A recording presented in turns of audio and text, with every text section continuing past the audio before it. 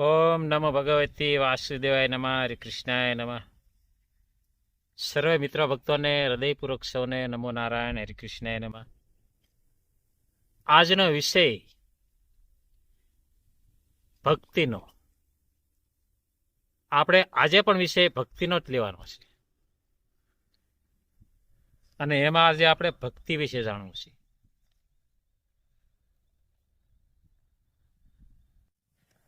જે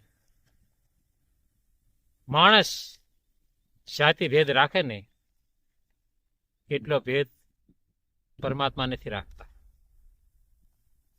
ભગવાન જાતિ ભેદ રાખતા નથી અને એના બનાવેલા માણસ, એના બનાવેલા માનવ જાતિ ભેદ રાખે છે. ગામડાઓમાં, કોઈ મંદિરોમાં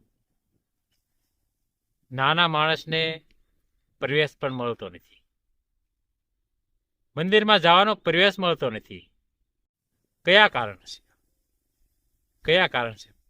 ભગવાનને કોઈ જાતિ ભેદ ન હોય તો આપણે જેવા સામાન્ય માણસને જાતિ ભેદ રાખવાની શું જરૂર છે? શું જરૂર છે? દરેક જીવાત્માઓ પરમાત્માના સંતાનો છે, ભગવાનના સંતાનો છે. કોઈ એમાં જાતિ ભેદ નથી. જે માનવની ઉત્પત્તિ કરવા વાળો જાતિ ભેદ ન રાખતો હોય તો આપણે સામાન્ય જાતિ ભેદ રાખવાનું શું કારણ છે?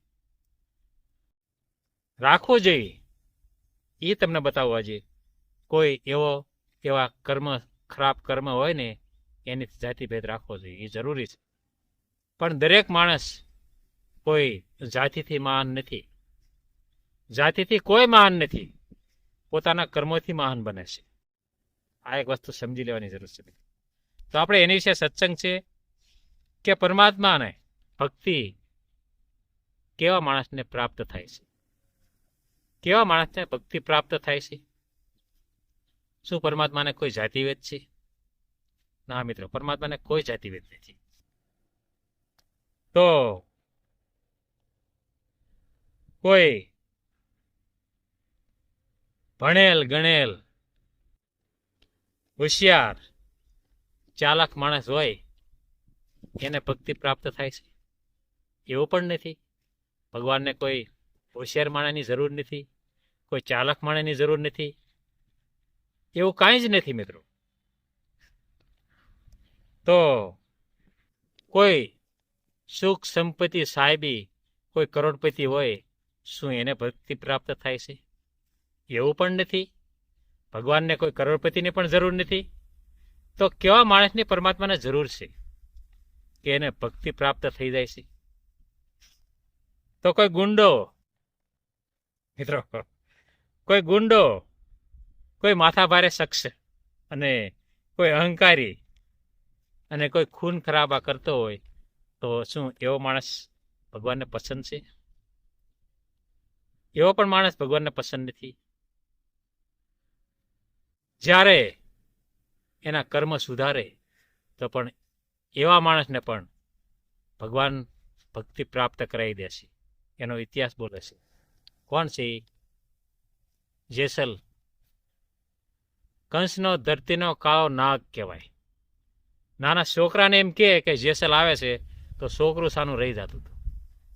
આવો માણસ પણ એને ગુરુનો સંઘાત મળી જાય ને તોરણનો, તે પલટી ખાઈ જાય. આ એક સંકેત છે હો પરમાત્માનો. હકીકતમાં જુઓ ને તો આ એક પરમાત્માનું સંકેત છે. એટલો પાપી એવા માણસને ભગવાને તારી લીધો અને પલમાં પીર થઈ ગયો. સંકેત કેવું છે તમને જણાવું આજે. કે કોઈ માણસને એવું લાગે કે હું તો આટલો પાપી માણસ, આટલો ક્રોધિત માણસ, કદાપી મને ભક્તિ પ્રાપ્ત ન થાય. પણ ભગવાન તોય પણ ચાન્સ આપે છે એવા માણસને પણ. આ જેસલને આપી. જેસલને ચાન્સ આપ્યો અને મન કર્મ છોડીને વિચારીને અને જ્યારે સતી તોરલ મળી જાય ને ત્યારે એને ભક્તિ પ્રાપ્ત થઈ ગઈ. ઓલા કાંઠે કાળો નાગ હતો જેસલ જાડેજા, અને જ્યાં આ કાંઠે આવ્યો ને ત્યાં ભક્ત બની ગયો.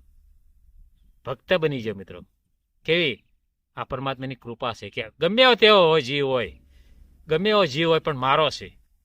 અને જ્યારે ભક્તિના પંથે સડે ને તાર પરમાત્મા ગમે એવા કર્મ હોય ને ત્યારે કર્મને ધોઈ નાખે છે. પરમાત્માનું ભજન જ એવું છે. કોઈ એવું શાસ્ત્ર નથી કે કર્મોને ધોઈ શકે. માત્ર એક એવું છે કે પોતાના કર્મ ધોવા માટે પરમાત્માનું નામ છે. જાજી કથાઓ સાંભળી નાખી, કોઈ સત્સંગમાં કાયમ જાવી, કોઈ ભજનમાં જાવી, એનેથી આપણા કર્મ ધોવાતા નથી. એનું ચિંતન કરવું પડે છે, આચરણ કરવું પડે છે, ત્યારે આપણા કર્મ ધોવાય છે. ત્યારે આપણા કર્મ ધોવાય છે. અને આ પગલું ભર્યું જેસલ જાડેજાએ અને એક ક્ષણ માત્રથી એના કર્મ પરમાત્માએ ધોઈ નાખ્યા. કેટલા કર્મ એના વર્ણન આપ સૌએ સાંભળ્યું છે મિત્રો, કે કેટલા કર્મી માણસને પણ પરમાત્મા સમાઈ લે છે.